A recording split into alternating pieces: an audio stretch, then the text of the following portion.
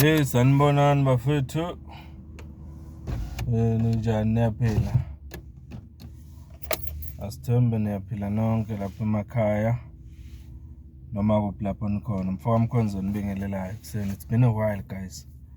It's been a while. Ake ngamukele onke ama-new subscribers to this channel ku YouTube. Na wonke ama-new followers ku TikTok. Ngiyabonga kakhulu guys. Ngiyabonga kakhulu ngendlela enisupport ngayo ukukhulisa i-channel.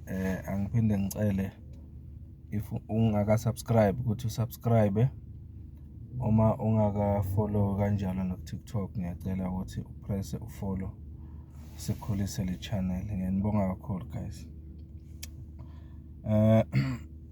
Kuningi bafethu okwenzeke eSouth Africa njengamanje. Kuningi kakhulu. Ad hoc committee ngapha ebusy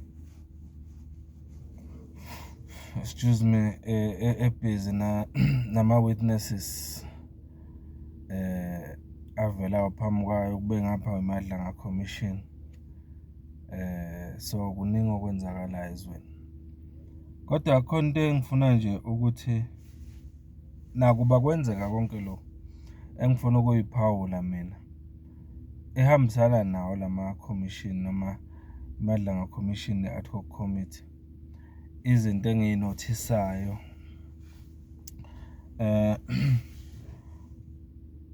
especially ake ngikhulume nje nge-recent testimony kaBaba uGeneral Sibiya. Baba uGeneral Sibiya uqeda kuphuma lapha ku-ad hoc committee eParliament. Yazi mina mangakhuluma nje iqiniso elimsulwa uma ngabe testify ubaba uGeneral Sibiya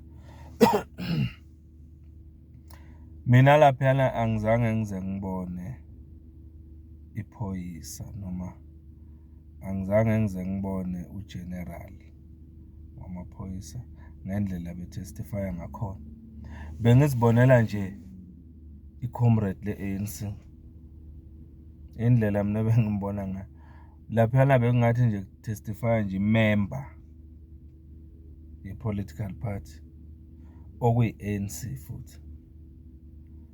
Yayibona leyo nto. Indlela aphendula ngayo imibuzo uyabona ukuthi uyabaleka. Uyambona ukuthi uyabaleka akaphendula izinto uyabona nje bake bambuza nje umbuzo oqondile. Kodwa vele anhlathe nje hey. Yazi uyabona umuntu mangabe ephendula umbuzo wona awuphendula aze achaze nongambuzanga kona kuze kube ngathi usuze uyakhohlwa nokuthi umbuzo ukuthini lo muntu, kodwa nje bese ephendula aze aphendule nezinto ezisazobuzwa. Uyabona ukuthi lento akayenzi ngemistake, uyenza ngenhloso, indlela yokubalekela iqiniso. So mina nje ngeke ngithi into engiyibukile bengibona nje i-comrade lapha kuSibiya le-ANC. Yabona nje kukhona le mbuzo beyilokhu ibuzwa member ye-EFF ngendaba yokuya eCape Town ngoJanuary 8. Embuzo ukuthi ngempela General isidingo sokuthi uye kwi-January 8 statement ye-ANC besikuphi. Hayi uyachaza ukuthi vele siya attenda singama-officials ama-event ama-political party. Abuze lo EFF ukuthi short nakwethu nje event nibakhona ne-EFF event nje uyayi-attenda yokucelebrate i-birthday ye-EFF. Hayi uyabona nje ukuthi uvele wawubalekela lowo mbuzo wangacaca nje. Okusho kona ukuthi sisenkingeni enkulu. Ngizama ukuveza iphuzu la ukuthi mangithi bengisibonela icomrade nje kuSibiya mangabe efakaza lapha, ngikhulumela into efana nale ukuthi mawungabheka indlela amaphoyisa ase-South Africa asebenza ngayo, it shows ukuthi they are aligned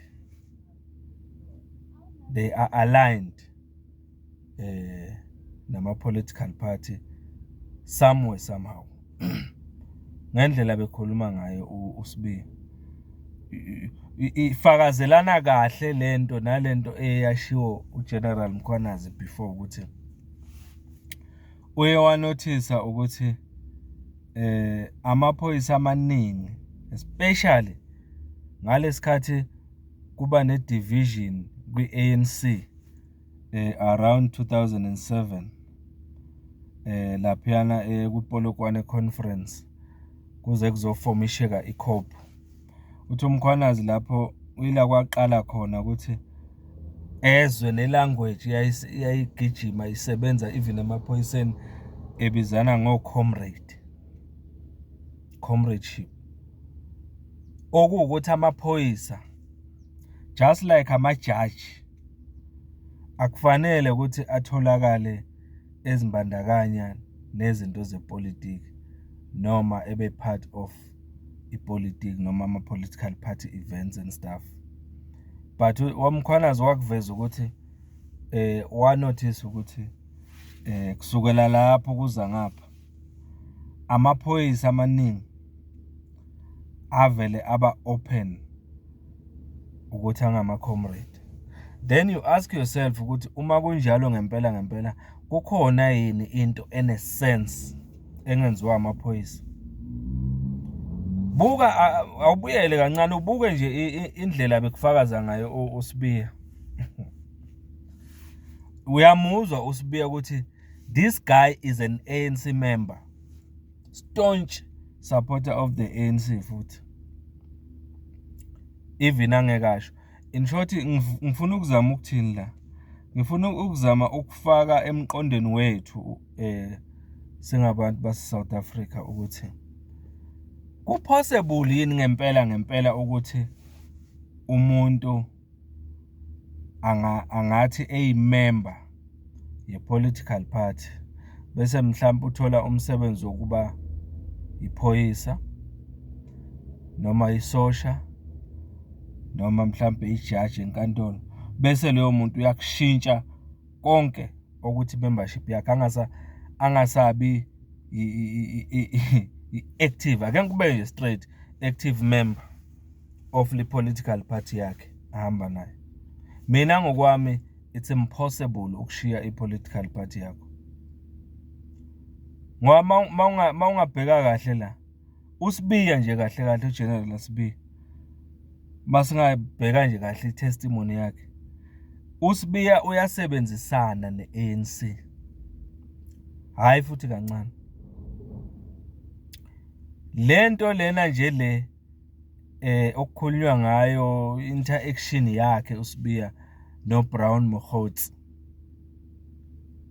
kanjalo ne-underworld le oKhethi Matlala noKatiso Mlifa nabanye, akusiyo into lena okuwukuthi kahle into okukhulunywa ngayo nje yenzeke ngemistake, into ekhona vele kwi-system yase-South Africa emaphoyiseni even nasemajajini. And manje yini kahle engenzeka justice kule country uma kuwukuthi sinamaphoyisa aphinde abe ngama-political party member azohamba ama-event January 8 bayocelebrate ama-event ANC. Yini ongayilindele? Ikhona yini justice engenzeka kuleli zwe manginjalo? Because mawungabheka kahle iyahambisana manje lento ukuthi Brown Mokgotsi kahle uma ngabe besebenzisana nezigebengu, lento iplanwe kahle ukuthi mina nje for example as Brown Mokgotsi ngizokhona ukuthi nginisize ukuthi nixhumane kalula nabantu abasemandleni, mhlampe ngaba cabinet, but singasebenzisa even yona indlela yamaphoyisa aphezulu afana nabo Sibiya ukuthi sisondele ko-minister omchuni labo, Minister of Police. Uyayibona leyo nto, ukuze sikhona ukuthi bangabe bekhipha amathenda ominister kube yini kuqala abanicabangayo. Njengoba sibona nje uKhethi Matlala bathola amathenda kalula left, right and center ngendlela engaqondakali. So kodwa angekho lapha, ngifuna ukugxila kuzo zonke lezo zinto lezo. Into nje bengifuna ukuyisho la ukuthi njengoba selongibuka le iMadlanga Commission for example, ngibuka nelo ikakhulukazi ad hoc committee, njengoba bekufaka uSibiya uvele waba open and transparent nje indirect, kodwa ngayibeka kanjalo ukuthi uyimember ye-ANC futhi active. Uyayibona, o-active okuthe ukuhluka kumkhwanazi, ngoba mawubheka umkhwanazi uzama ngayo yonke indlela umkhwanazi ukuyiqhelelanisa nezinto zamaqembu epolitiki, akafuni ukuba part yawo and all that, ukuba involved. Uyayibona, so even noma ngabe kuthiwa ke mhlambe kukhona indlela abakhona ngayo kuma event political party and stuff, but angicabangi ukuthi kukhona ukuba active ngendlela le engiyibone kulokhunjana kuSibiya, ngoba everything lapho was about January 8, January 8, January 8. uSibiya nje into labeyikhuluma uJanuary 8 angazi umbize kangaka, ukushona ukuthi this guy is a staunch member of the ANC. So umbuzo enginawo ukuthi ku-possible yini ukuthi singayithola i-justice as a country uma sinabantu abafana noSibiya abangamamember e-ANC abaparticipate ey'ntweni ze-ANC kodwa begade i-country.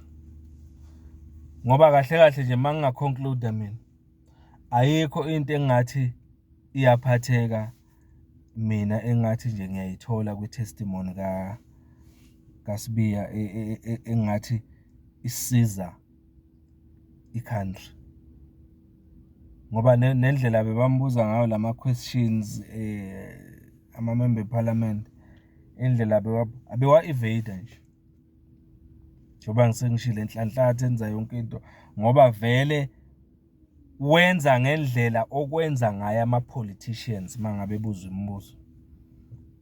So ngokwami nje uGeneral Sibiya is a politician ogqoke iy'mpahla zamaphoyisa. Yiloko bengifuna ukusho kule video. Ngizibonele nje i-politician member futhi ye-ANC, active member of the ANC, but egqoke ini iy'mpahla zamaphoyisa, okungitshela kahle mina ukuthi i-justice eSouth Africa abantu vele bayoyithola kudala uma ngabe kusaqhubeka ngale ndlela.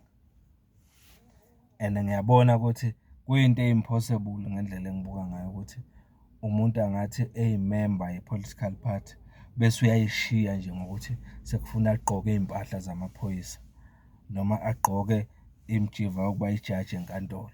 Ngeke kwenzeke lokho. Sisenkingeni, ngacishe ngalisebenzisa le gama, sisenkingeni.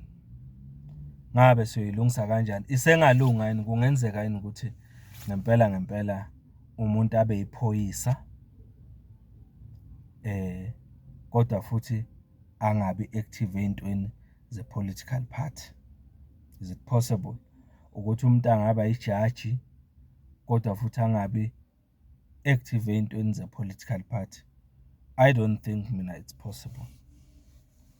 Angicabanga. Ifana nje nento engake ngayisho ngelinye ilanga si-debate indaba yokuba i-researcher ukuthi lento okuthiwa i-objectivity kwi-research ikhona ngempela noma kudlalwa ngathi, ukuthi ungaba objective kwi-research, especially lapha kwi-analysis, masu-analyzer all your findings and everything.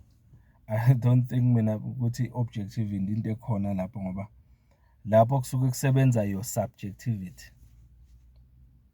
U-analyzer based on what wena okucabangayo nendlela ohlanganisa ngayo imbono yakho engqondweni yakho. So I don't see any objectivity kwi-research, i-subjectivity esebenzayo la. So nala angicabangi ukuthi umuntu oyiphoyisa especially onomqondo onjengokaSibiya nje futhi angaba yimember yamaphoyisa bese phuma ngokuphelele kwi-political party yakhe.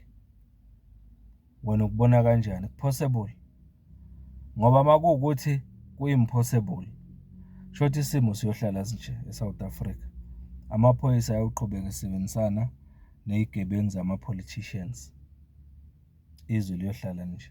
Kodwa mawucabanga ukuthi wena hayi kungenzeka, do you think kungenzeka kanjani?